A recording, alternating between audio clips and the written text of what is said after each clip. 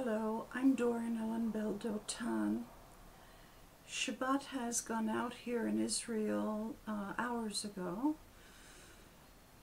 This video, however, will become seeable, viewable, visible, risible, I don't know what the right word is, after Shabbat goes out, even in the far reaches of the earth, like beautiful downtown Burbank. I'm making this video in English, although in order to justify what I'm going to say herein, I will need the Hebrew. I will explain the Hebrew, and please God, I'll also show the substitution values in the description under the video for those who want to check me. Checkmate.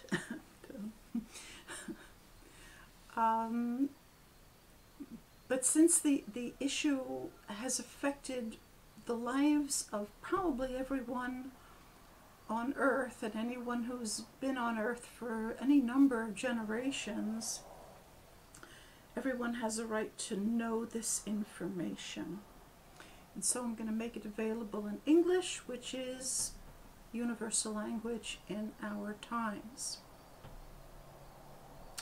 The Hebrew word for earth and land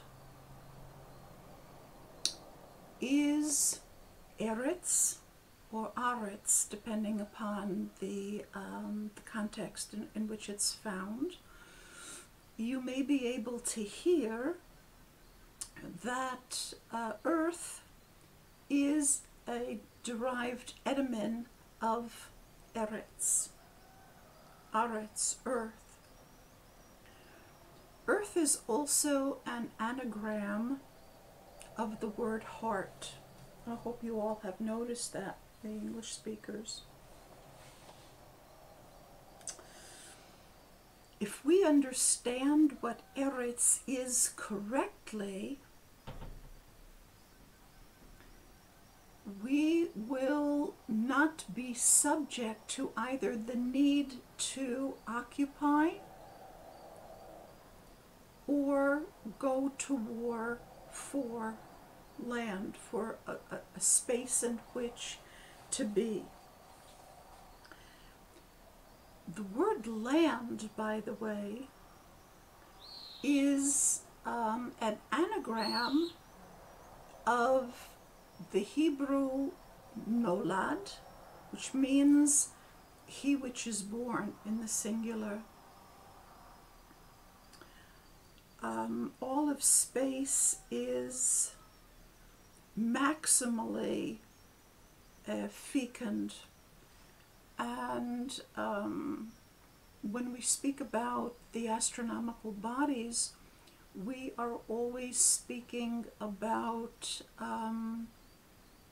fertilization and birth occurring continuously at all different stages. The Hebrew word eretz or aretz, depending upon the context, it's the same consonants punctuated a little bit differently. The consonants are equal to 1,101. I'm looking now at the tzadi in eretz as a tzadi sofit, the value of which is 900. Therefore, you're looking at letters that are 1, 200, and 900 respectively, or 1,101. 1,101 in Hebrew is the same thing as 102. It has other values, but those are the most commonly used. If we look at eretz in terms of 1,101, it is equal to the expression kol ha-shemashot. which means all of the stars.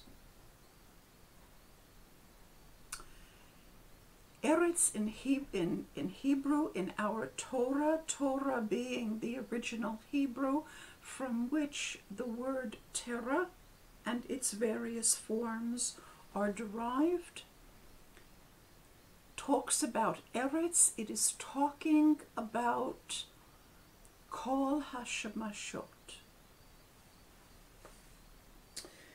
There's another term in Hebrew which is very important to know and immediately germane to this conversation. That word is יקום, an anagram of which is קיום and also kavim, meaning the cosmos, that which will arise, and lines that are described. The value of קיום, which is existence, and יקום, which is the cosmos, and kavim, which are lines that are described, is 716. That is the same value as the expression Ben David, the son of David, which is also equal to the expression kולל הדורות David, the totality of the generations of David. I'll write this all out in the description, and you can check me on it.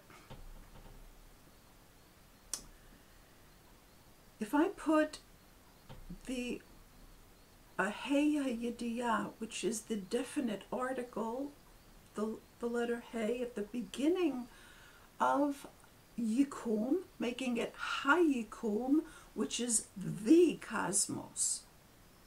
So 716 יקום is cosmos. Now I'm looking at the cosmos, היקום, the value of which is 721, reckoning the nun at the end as a nun sofit, which is equal to 700. So היקום, the cosmos, becomes kan, the Hebrew word kan, kaf aleph nun sofit, which means here and now. Yeah. So what we're being taught is that the son of David, the entirety of the generations of David, are here and now. And that Eretz, earth, is all of the stars, kol השמשות. Once we begin to see earth as the entire cosmos, we are no longer subject to any necessity to fight for a certain given amount of metrage. This becomes absolutely ridiculous. You're talking about the entire cosmos. The idea that only I can be in this place at this time, and if you're here, then one of us is stepping on the other one's toes, is absurd. Even modern science, such as it has evolved to this point, knows that is no longer true. When I was a child, people were still under the illusion and taught us that only one object can be in space at any given time. So if one object is occupying space at a given time, no other object can. Thank God the scientists have, in their understanding of quanta effects, gotten over that very, very limited way of thinking. So when we become more expansive and more respectful, more aware of what our existence means. We understand that our earth is actually the entire cosmos, that the microcosm and the macrocosm are one and the same. In the Kabbalah, this is called what do they call it? Like a big understanding and a smaller understanding. And then there's also there's what's called mochin de gadlut, which is a cosmic consciousness, a larger understanding, and there's mochin de katnut, which is a smaller understanding. There's also what's called zeir anpin. Normally I don't like the Lurianic kind of a Kabbalah, but in this particular instance it's correct. That's talking about seeing things in a microcosm kind of a way, but understanding that the macrocosm and the microcosm are one and the same.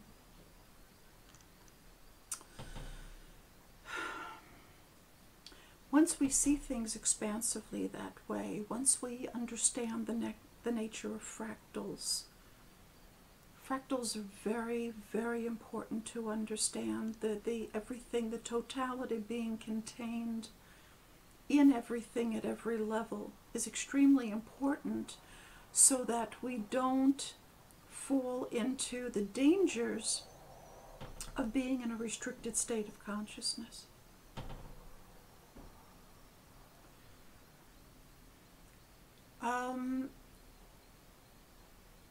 Why do we wind up in a restricted state of consciousness? How does that happen? How do we get to a point where we think that we are a teeny weeny little bit on a tiny blue dot? Hashem only puts us in a state of restricted consciousness if and to the extent to which our ability to do damage has to be limited. It is a quarantine, it is a containment of the damage that we can do. Those who are in restricted consciousness, those who are live in a conceptualization of being on a tiny blue dot, have been quarantined so that they don't tread on gentle beings to the extent that they might, if they were allowed to run wild. They do damage, but they do damage on the level of the universe that is transient. The level of the universe on which things are ephemeral.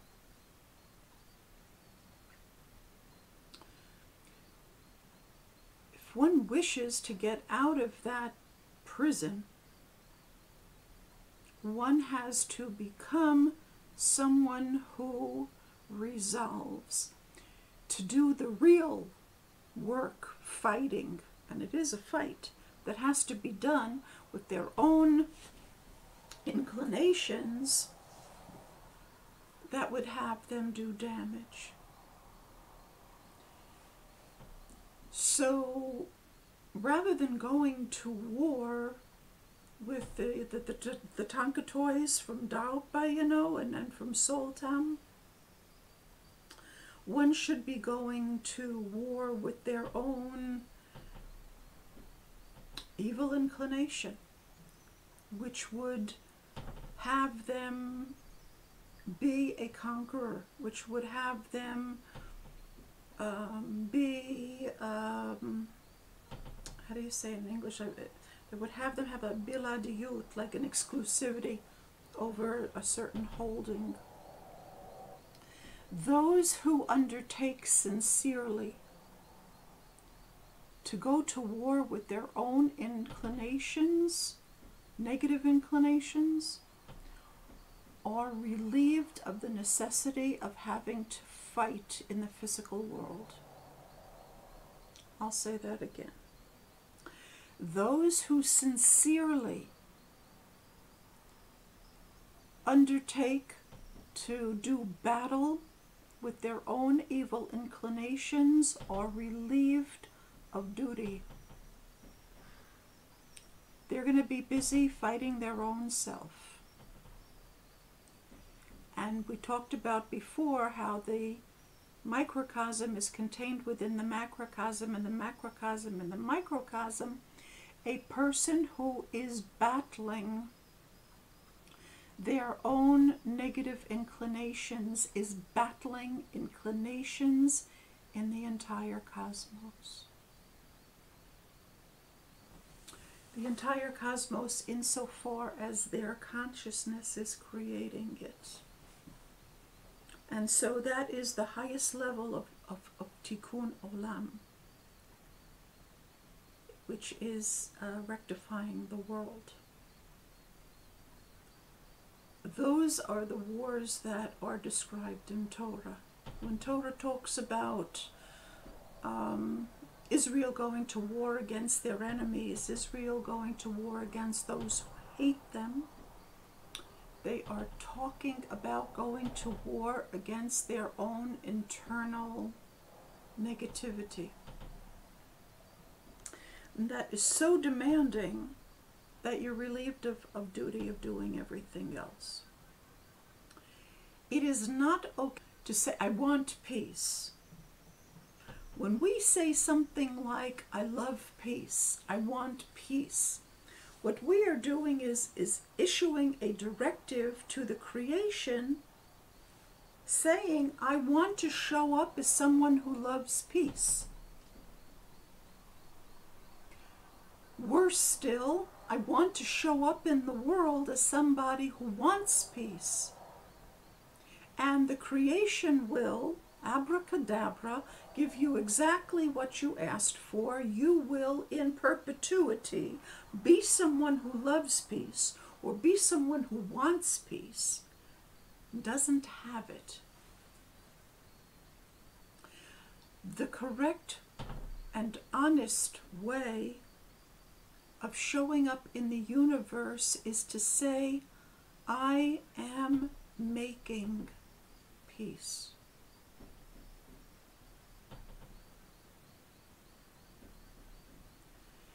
At a higher level yet, but one has to be completely honest when they say this in order for it to be meaningful. One shows up in the creation and says, I am peace.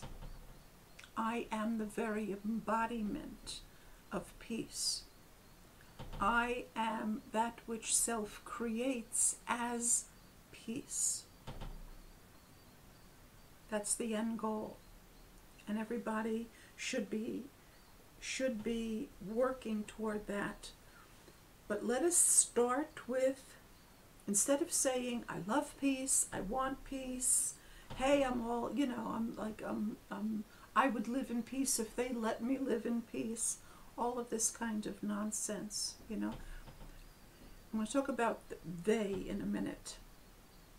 We show up in the creation saying, I am making peace, de facto.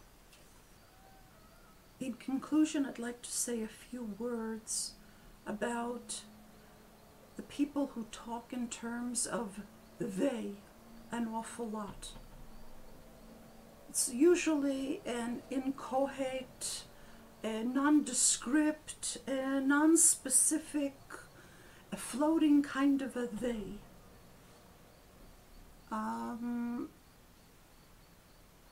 All those who speak in terms of they a lot are people who are in the grips of what is called in Aramaic the Sitra Achra. The Sitra Achra is taken to mean the evil inclination, the dark side. What it literally means is the other side. Whatever side you take creates another opposing side. This is what brings duality into the world. If I'm saying I identify with this side, there's always another side with which you don't identify with. It immediately brings duality into the world. But the flip side of that is that to the other side, you are the other side. You know, it's like the joke, like, how do I get to the other side of the road?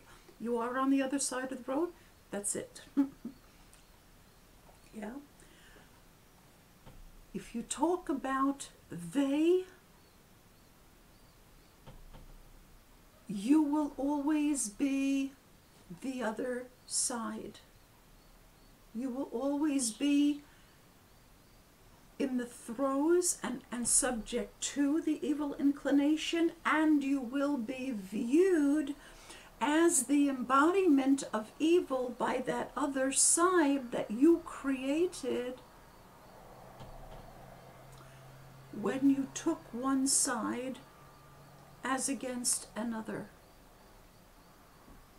So when we think comprehensively and we understand, as perspicacious people have said,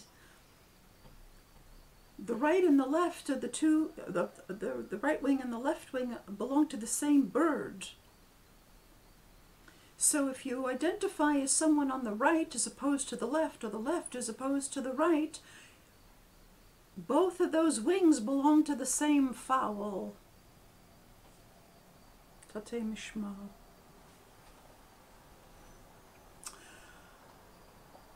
Anytime you take a side against another side, you have created that other side, and just as you view them as the wrong side to be on, they likewise view you as the wrong side to be on.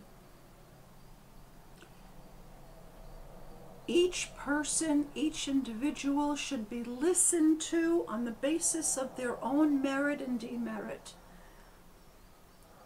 To nullify someone because I belong to the right and he belongs to the left, or I'm a conservative and he's a liberal, or I'm a this and he's a that, so he's not as good as me, he's different than me, he can't belong to me, I'm not inviting him to my birthday party. There's a story in the Talmud about somebody who thought they were invited to a birthday party, and they weren't, and it ended very badly, like with the Romans attacking the Jews, and like 1.5 million Jews being killed, and 2,000 years of ensuing a diaspora. So yeah, it's not a joke. It's a classic lesson in the Sitra Achra. Balko Siva and Balko Spa, and the names were very, very similar, and they got mixed up. The reason why the names got mixed up was because they were one and the same, but they were viewing each other as that to which I am opposed.